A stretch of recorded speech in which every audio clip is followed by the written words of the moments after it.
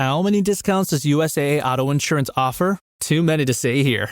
Multi-vehicle discount, safe driver discount, new vehicle discount, storage discount, legacy. How many discounts will you stack up? Visit USAA.com/auto discounts. Restrictions apply. Whatever the occasion, effortless elegance is right this way. Because Hilton brings you new ways to stay courtesy of the Nomad London. And it doesn't stop at award-winning dining in a space draped in velvet and illuminated by vintage chandeliers. No, this day goes beyond with unparalleled personalized service and attentive hospitality. Oh, and did we mention the Nomad London can be booked using your Hilton Honors points at Hilton.com? Hilton, for this day. So, you just started using LinkedIn Premium. Now what? Well, on your premium company page, you noticed around 7.5 times more page engagement and 5 times more page views. Well done. And now, new clients are messaging you. All because you're using LinkedIn Premium, which helps you get the business growth you want. Think big, small business. Think big. Start your free trial at linkedin.com/premium small business. That's linkedin.com/premium small business. After Zoomies at the dog park, it's time for Drive Up at Target. In goes a big bag of kibble and one squeaky chicken toy for the good boy. Drive Up that's ready when you are, only in the Target app. Just tap Target.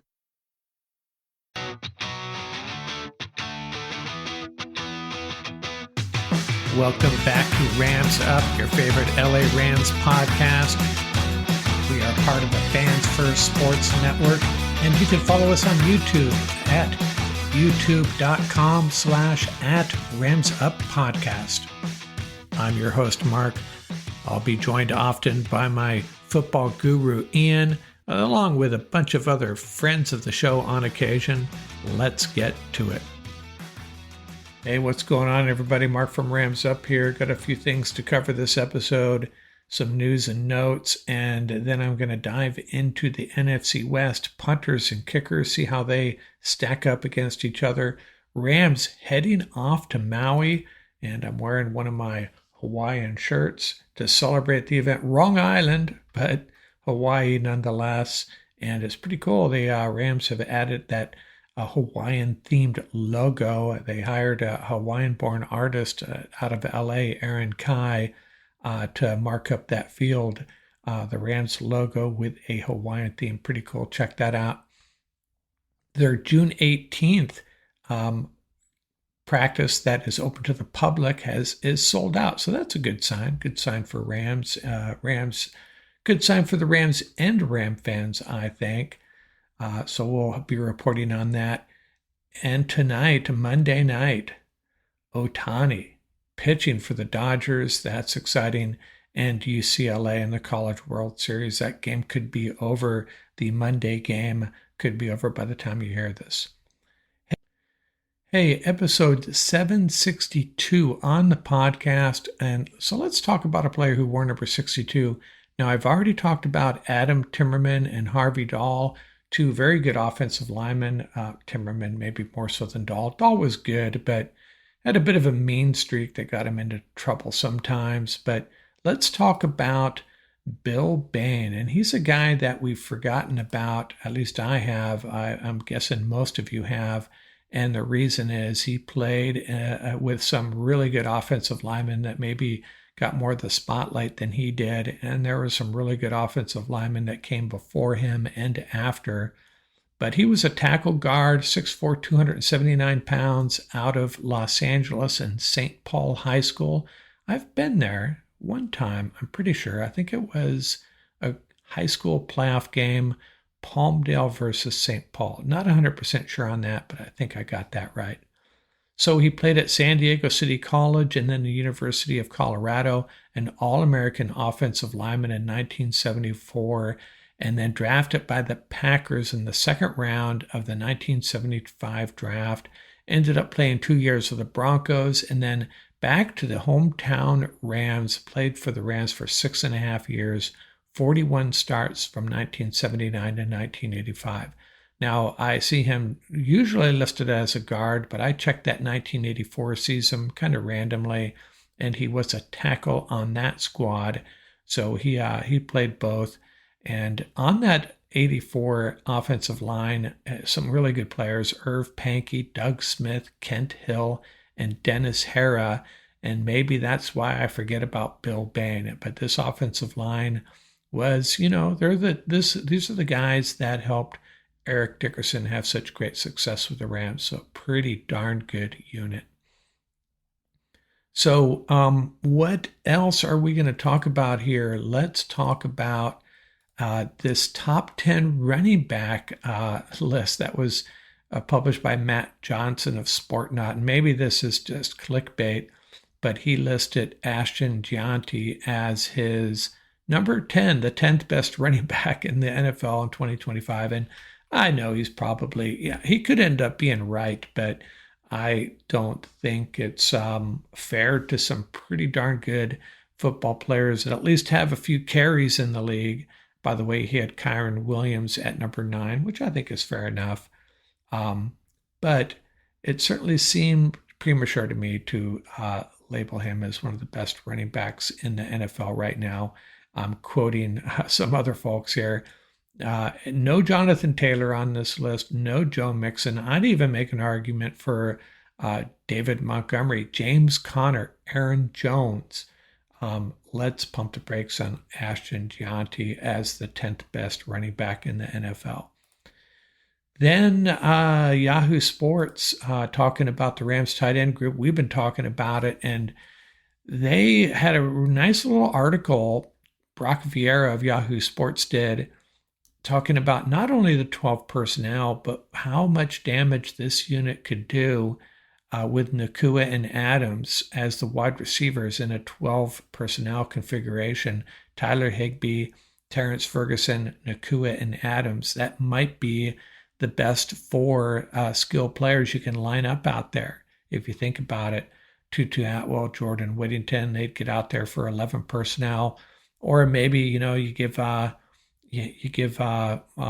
Devontae a breather and run a 12 personnel with Tutu and Nacua. A lot of options here. Bottom line is this 12 personnel unit has a lot of flexibility in the personnel they can run out there for 12 personnel, wide receiver and tight end wise. So I think that's what Vieira was trying to point out.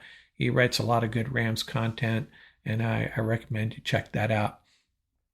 Now, some random news and notes here. Cam Akers signs with the Saints. So he has been with the Rams, traded to the Vikings, then to the Texans, back to the Vikings, and now with the Saints.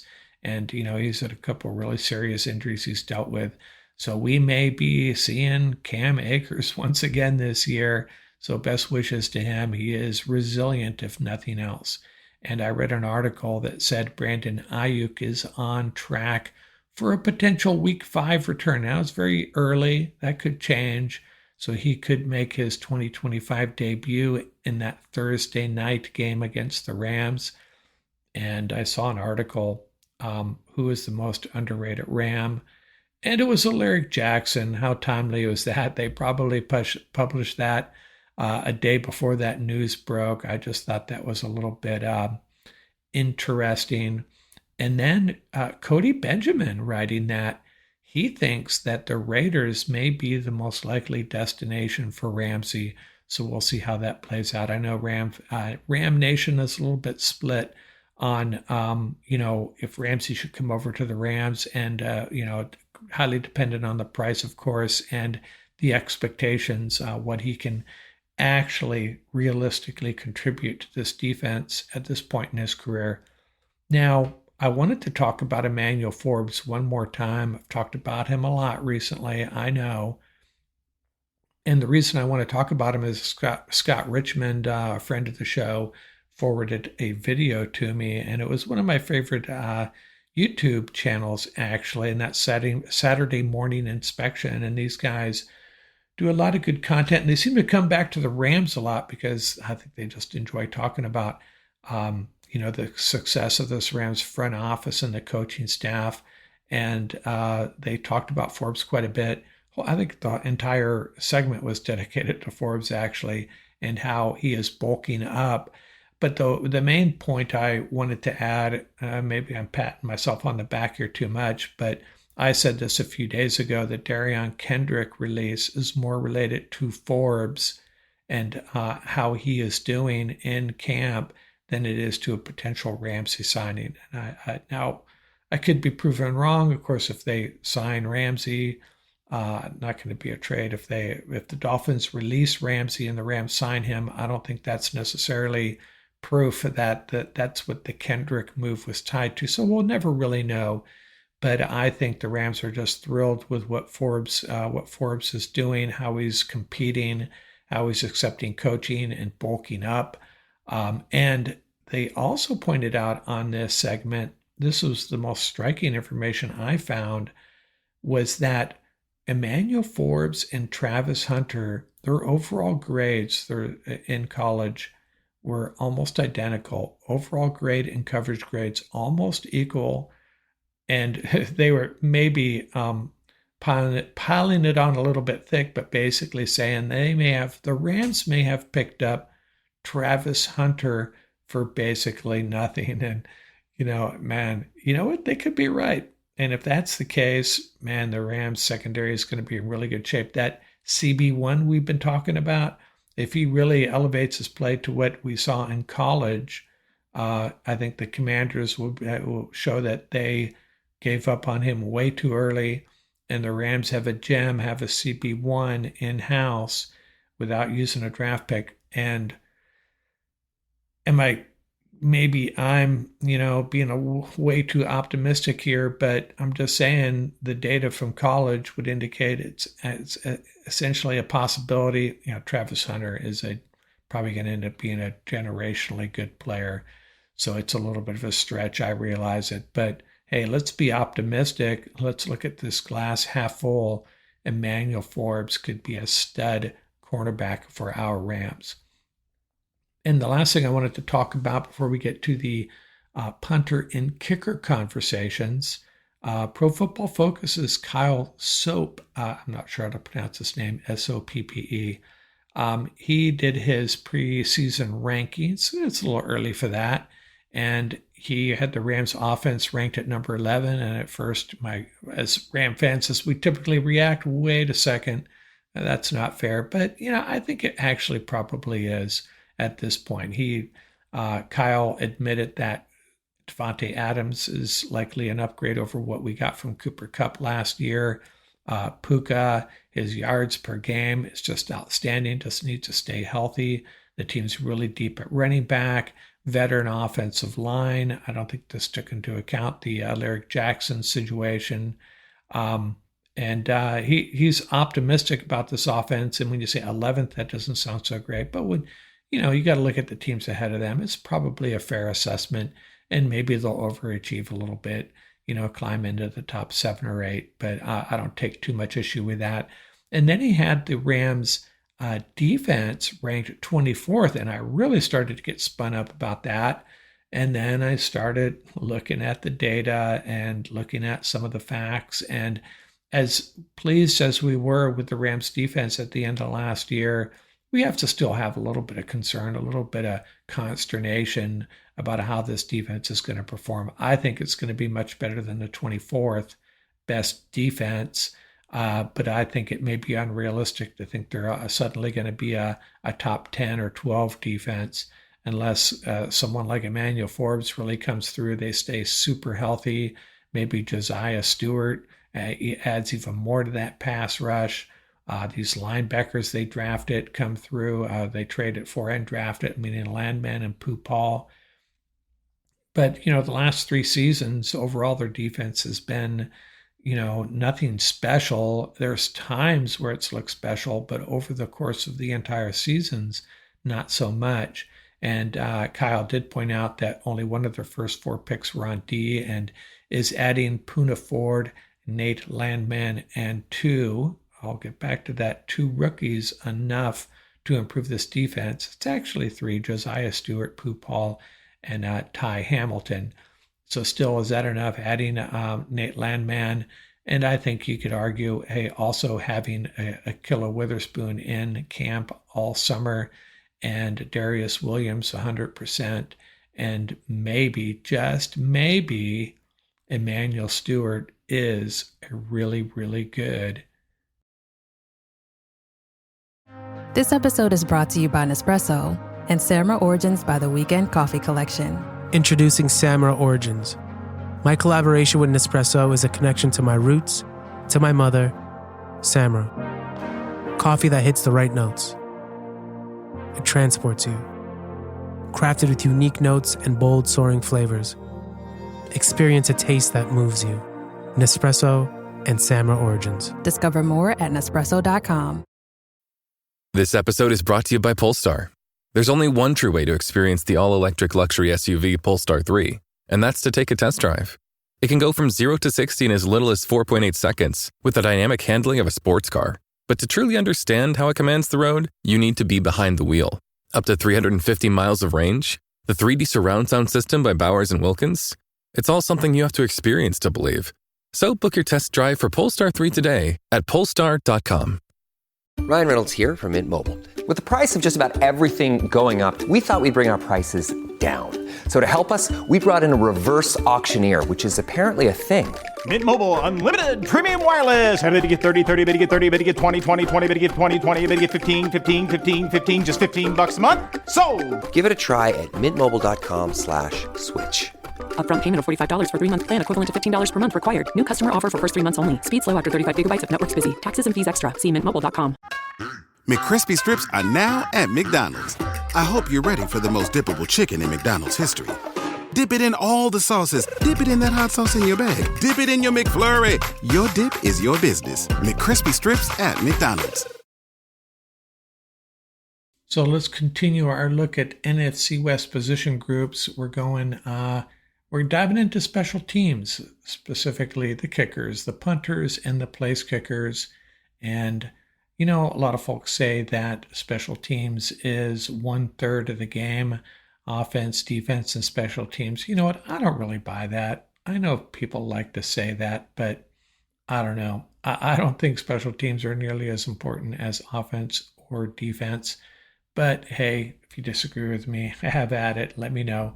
Although the Rams did win a critical game last year, thanks to their special teams, that game against the 49ers, 2 big special teams plays, but in both cases, the Rams didn't kick the ball. One was a fake punt, and the other was a kick return, the punt return by Xavier Smith. So special teams are important. Are they as important as offense and defense? I'm not so sure. But hey, maybe I'm wrong. I have been before. So as far as these position groups go, I've talked about quarterbacks. I've talked about running backs, tight ends. I've talked about centers, interior defensive line, inside linebackers, I think. Safety has kind of been all over the place. And I also did that septut analysis, my nerdy look at the top, the 7 components needed to be a successful football team. So we got into some position groups in that regard. So we're going to look at punters and kickers this episode. As boring as it could be, hey, if you think special teams are important, then we got to look at the punters and kickers.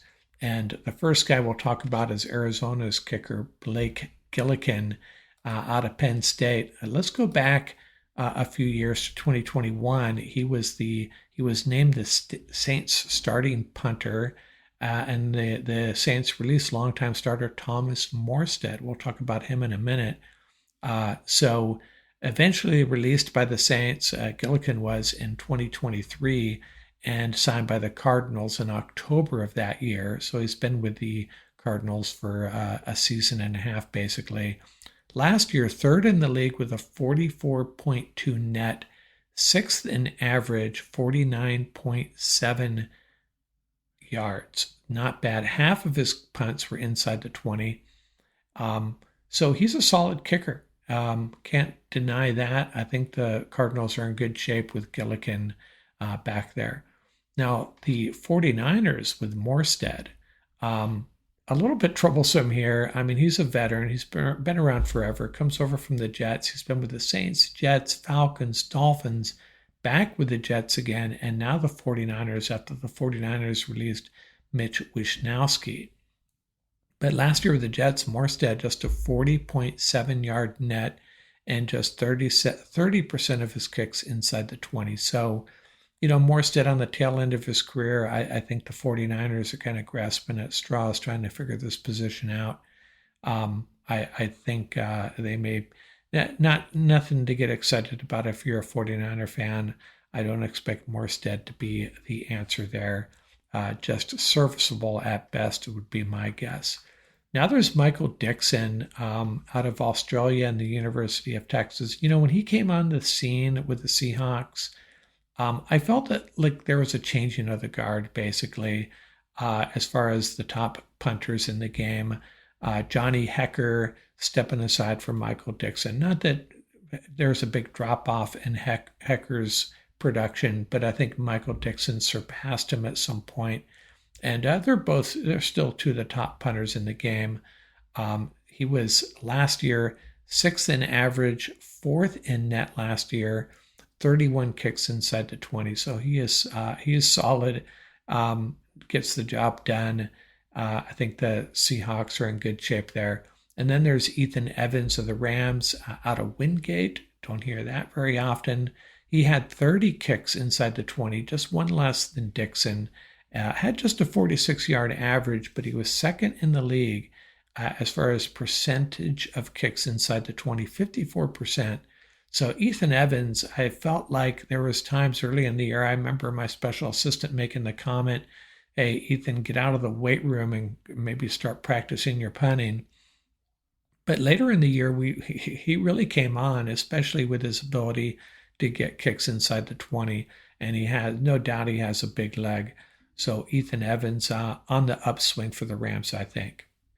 Now let's look at the place kickers, and we'll start with Arizona again, Chad Ryland. And with the kickers, I looked at two things. I looked at how many kicks they had, 50-yard kicks they had. I looked at their overall percentage. And the third thing I did look at is what Pro Football Focus had to say about them. So Ryland, 4 50-plus yarders, 87.5% overall. And Pro Football Focus had him graded out at 90.2 last year, which is 5th out of the 43 NFL kickers they assessed. And he became only the 3rd player in NFL history to have 3 game winners, that's in the 4th quarter or in overtime, in his first 4 games with the team. So he endeared himself to Cardinals faithful real fast, proven to be a real clutch kicker. So he's a guy that's on the upswing, obviously. Now, when we talk about Jake Moody, let's just forget for a moment that he was a 3rd-round pick. There's no doubt that he's been a disappointment in that regard. But he did have 4 50-yarders, same as Ryland. Just a 70.6 grade overall, 70.6% on his field goals overall. And the 49ers signed Greg Joseph just recently, who has appeared in 75 games with the Browns, Titans, Vikings, Giants, Commanders, and Jets. So Greg Joseph, definitely a guy with experience to come in and bring some competition to camp. And I don't think it's a foregone conclusion that Moody is going to be their kicker come opening day. It could very well be Joseph, but let's assume it's Moody. And, he could end up being a decent kicker. I got to go back to what Paul Walia said. Very wise man, Paul Walia, a friend of the show. We haven't heard from him in a while. But the point he made is the problem with drafting a kicker in the 3rd round, is that it just puts a lot of pressure on a position where there's already tons of pressure. You bring in an undrafted kicker, they're just good to go, step into the limelight, and it's still going to be a lot of pressure, but not nearly as much as if you're a high draft pick, a premium draft pick. Cardi coming in the 6th round. I think it was the 6th, right? A lot less pressure. Just a good reason not to spend a draft pick, and certainly not a high draft pick on a kicker. And I think Jake Moody has really suffered because of that. So we'll see what happens. It's looks like it was a really big mistake. The 49ers have not drafted well recently, and Jake Moody's a good example of that. And he could end up being a perfectly fine kicker, but at this point, a scary proposition for 49er fans if they're relying on Moody to win big games for them. Then there's Jason Myers of the Seahawks. He had 9 50-yarders and 86.7% overall, a Pro Football Focus grade of 91.2, ranking 3rd in the league out of 43 qualified kickers. And he also hit a career longest 59-yarder. And remember, he did have a couple of, surprisingly, a couple of gaffes. One of them, I think, was against the Rams. I wanted to go look at that. So maybe, some of the luster has been knocked off the great Jason Myers, but still one of the best in the league. He could be my kicker any day. Very solid guy. Seahawks are in good shape at punter and kicker. And then there's our Joshua Carty. And there was a time, just like Evans early in the year, we were like, got to find a kicker. Time to go find a kicker. And by the end of the year, it started to feel a lot better about him. He had 7 50-yarders, 85.3% overall, and Special Teams Player of the Month for December and January. That's a combined award for that last 5 weeks, essentially. So he was really good at the end of the year. Clutch in a couple of games, big-time kicks, scored all the points in that final win over the 49ers, had the game winner in the first game against the 49ers. So, you got to feel good about where Joshua Carty is right now in his career and hopeful that it will continue. The trajectory will continue in an upward direction. Okay, so what are my final takeaways for the punters and kickers? And I took a Roger Ebert approach here. How many stars do I award each of these players, the punters and kickers, across the NFC West? Max score is 5 stars, obviously, and we'll start with the Cardinals. I'm giving Gillikin and Ryland 3.5 stars. Gillikin, I think he could very easily end up being a 4-star punter. Need to see a little bit more out of him. And same for Ryland. I mean, you got to give him kudos for the clutch kicking after he joined the Cardinals last year. But prior to that, he hadn't kicked to that level. But very promising 3.5 stars here. The Seahawks, I'm giving both their guys 4 stars. And you could argue for even more than that. Both been around for a while and both solid. Myers tailed off a little bit as far as clutch kicks, at least what I saw, but the numbers still pretty solid. 4 stars for both of them. And the 49ers, Moody and Morstead, I'm sorry, 2 stars apiece. I'd really be concerned if I was a 49er fan what's going to transpire in their kicking game this year. And the Rams kickers, I went with 3.5 stars for both Evans and Carty, and they could, just like the Arizona kickers, could very well end up being 4-star players. We have to give it a little bit more time, though. Second half of last season, they are both easily 4 stars. First half, probably closer to 3, maybe even 2.5 in Carty's case, at least for a moment there, a couple of games there. But overall 3.5, and I'm trying to diminish my Rams favoritism here, maybe I could be a little bit more generous. I think trying to be unbiased is maybe actually hurting their scores here, but I think 3.5 is fair. And I understand if you would argue for 4 stars for either or both of them, and the same for the Arizona kickers. In Seattle, Dixon, you could easily argue for a 4.5. Not gonna sweat bullets over these scores here. I think these are in the right neighborhood. The big takeaway here: Seattle solid, Arizona and Los Angeles, our Rams, very promising, and the 49ers, they have some worrying to do. Probably going to be some stressful moments, especially in the kicking game. That's all I got, and we'll move on to another position group here eventually. Wednesday night, Ian and I are going to have a special guest on the show. That should be a lot of fun. out here from Rams Up. This episode is brought to you by PetSmart.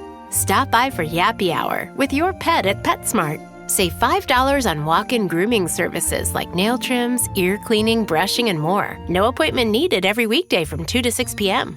And while you're there, Yappy Hour includes exclusive in-store deals, like 25% off pet toys. Visit services.petsmart.com/grooming to learn more.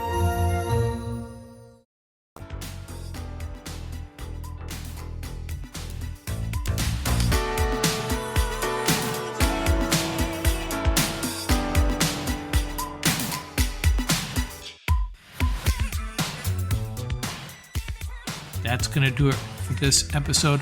Remember, you can reach us at ramsuppodcast@gmail.com. And don't forget about our YouTube channel. Till next time, keep the horns up, stay safe, and have fun out there.